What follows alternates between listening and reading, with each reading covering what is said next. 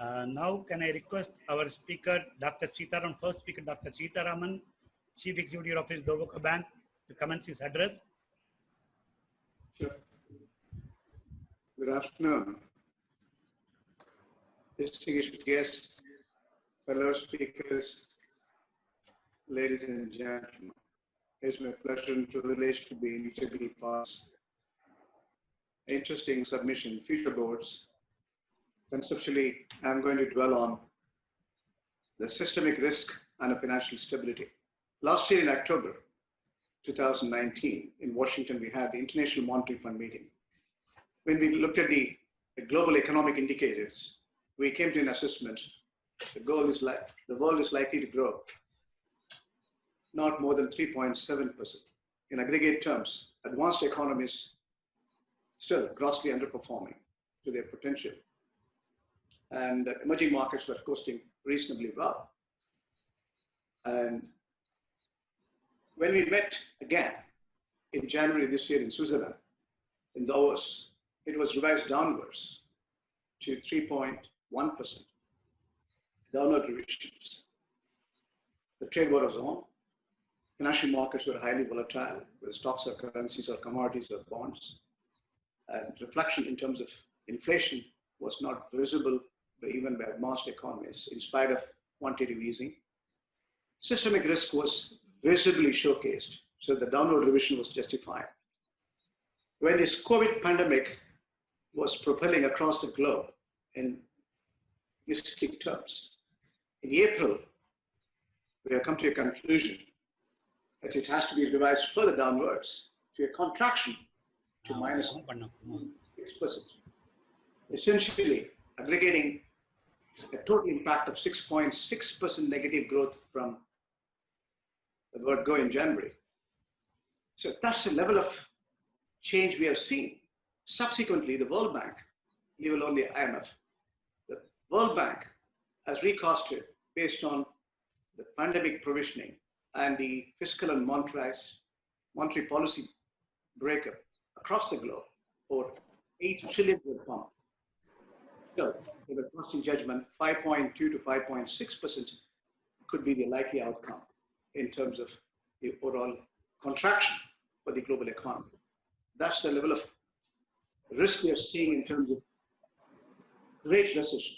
After 1930 depression, we are witnessing a great recession, which has got wider implications, which I'll enumerate in a minute. It doesn't end there. OECD last week, when they announced they are measuring now, if the first wave is conclusive, we are seeing a minimum contraction of 6.2%, if not.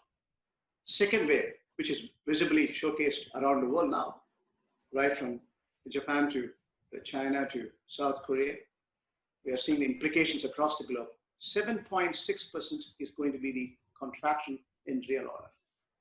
This is the situation we're in.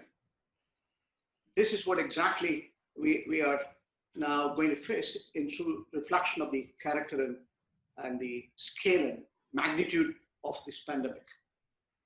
The tragic loss today is nearly 8.5 million people having positive test. And clearly, we have lost 500,000 people around the world. India is not an exception. India is going through extraordinary turbulence again. We are ranking 4th in the world, and we are seeing 400,000 cases tested positive, and we lost nearly 13,000 people. Now, the reason why I'm putting across all this is to recognize this is an extraordinary crisis. They have people boards now. They have all the people. The auditor. This change and the transformations which we need to articulate in terms of economic governance, social governance, human governance, and the environment governance has to converge in substance. We haven't identified a clinical solution to it. We have to take necessary measures to see that we administer to 7 billion people in this planet. It's because it's human to human. It defied all the logic, all the territorial integrities, caste, creed, religion, race, black or white. Advanced economies are emerging markets. It defined all the logics. Today, we are living in an interconnected, interdependent world more than ever. We are one family, got impacted. That's the recognition we need. How do we recognize all these challenges? Let's understand the changing dynamics from a corporate perspective. We are moving from disaster recovery to business continuity. We need to make sure sustainability comes in. We need to recognize the initiatives we are going to take should result in sustainable value creation for the human prosperity. There's an absolute saying in a quote in Oriental terms. If you aim at short term, you cultivate flowers. If you aim at medium term, you cultivate trees. If you aim at long term, you build eternity, humanity. We have to look at the human prosperity. This crisis, as the President just mentioned, can be converted into an opportunity, provided we take measures which are responsive. It does not mean that we have not taken measures. America has already pumped over 4 trillion. They are still buying corporate bonds to a tune of 750 billion. G20 virtual meeting has resulted in IMF has pledged 1 trillion. Again, fiscal and monetary prudence have been adopted in a synchronized form. The liquidity crisis can move into a funding crisis can move into a solvency and sovereign issue. The bankruptcies are going to be realistic. We're going to have more and more dislocation in real order. That's the reality. Nothing is over, just we are on. In this situation, how do we make sure we build prosperity, global prosperity? How do we make sure we minimize the damage? How do we ensure sustainability? We can. We can through digital governance. We can build food security. We can bring in agro reforms. We can ensure gender equality. We can bring in universal education, online, offline. We can make sure universal education in substance comes in, education for all as per the Sustainable Development Goals. Healthcare is important.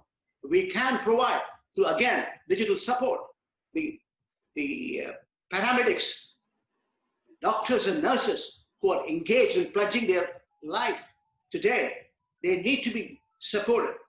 We have to make sure healthcare and hygiene comes to all, clean water comes to all by total reorganization of the world. We are getting into sustainable energy mix in terms of energy security. We have to move in terms of carbon neutral systems. We can. This crisis has created enormous amount of initiatives to make sure we reduce the carbon emission. Even 5% of the digital axis can enhance nearly 538 million tons of carbon emission. And 238 coal mines can be closed. We have seen the global carbon emission, 27% of the carbon emission has come from China. 15% has come from United States. 10% has come from Europe. 7% has come from India. So extraordinary set of opportunity for us to create green economies. Sustainable value creation is all about building this partnership to make sure we create a society not only for better world, better citizenship to this world. That's an opportunity. Here, peace, justice, institutions can be transparent. We have to kill the parallel economy. We have to throw the legal tender money. We have to getting into digital currency. We have to necessarily make sure systemic risks are fixed in real order by making sure policy alignment comes in terms of transparency and commitment and disclosure. That's where e-governance can work. Commercial disputes can be created, and through digital advantage, speedy processing can take place. So corporate ethics is going to be more and more meaningful now. Ethics and governance and morality is not only for good times, it is also applicable for challenging times, changing times. And that's what reflection we are seeing today. This crisis can be converted into opportunity if we embrace the change, if we recognize these changes are here to stay. This social distancing is here to stay. We have to protect endangered species. We have to protect the animals under the water, species under the water, above the water. We also have to necessarily make sure we build global partnership. And that's the need of the hub. If you look at WTO, spelling out. We are going to lose out nearly 32% in terms of merchandise terms. The trade is going to be completely in carnage. Financial markets have become gambling grounds. We have seen a huge reflection in terms of disruption to financial markets. What's happening in terms of hard money transcending borders? When we pump liquidity, when we have ensured additional trillions of dollars are put in place for market advantage, this is being speculated. We have to necessarily bring in zero hunger and elimination of poverty. The speculation has to be demeaned, and we have to necessarily create a sense of compliance in terms of tax events. We have to abolish the tax evading incentives, and that's the need of the hour. In transparent terms, we all have to submit ourselves for greater advantage when we recognize we have a complete diversity in terms of functional makeup of the board. We also have to recognize the world is also becoming flat. We can pick up, irrespective of the border, the proficient value advantage of intellectual property. You can diversify the skill base. You can diversify the best of gender and ensure you bring in a value advantage which is going to endure its value. And then we are going to create a better world, better social order, better citizenship to this world. That's the need of the hour. So in realistic terms, your liquidity ratios are a major risk. Your lending ratios are going to be a major risk. Your enterprise risk integration is going to be disruptive in every form and substance. We have to map all these unambiguous challenges, and we have to necessarily make sure these are put into process, procedures, and products to solve as solutions to value commitment. These value creations can step in to create better opportunities for us to see through that we ensure absolute governance in real order. With this distinguished changes we are seeing, if we embrace it in real order, India is going to be a bigger telling story. Why? Let us recognize the changes which are happening, even in the scorecard, according to IMF, according to World Bank, according to OECD, India is still the top performer. Because of the various functional advantage, structural advantage, we can change, provided we also make sure sustainable value development comes in every form and substance. We can eliminate corruption. We have the political stability. We can bring in economic sustenance. We can bring in, through reforms, social progression, economic progression, environment progression, and human progression in real order. That kind of convergence is the need of the hour. That's what the future boards should do. That's what we need to measure in the current context in terms of systemic risk. That's what we need to articulate in terms of financial stability. The regulators have to play a total role in terms of realignment. They have to transform the value advantage in terms of mapping and recognizing the systemic risk, and these all to be changed. That's the kind of governance we need. That's the kind of transformation we need. As regulators, as customers, as shareholders, as society at large, we have to bring in ethical and moral values. One thing I'll tell you and conclude. One thing we have learned out of this crisis, human beings can alter their attitude. By altering their attitude and changing their mind, they can change it functionally,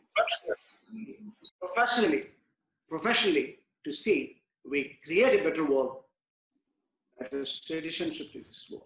That's the need of the hour.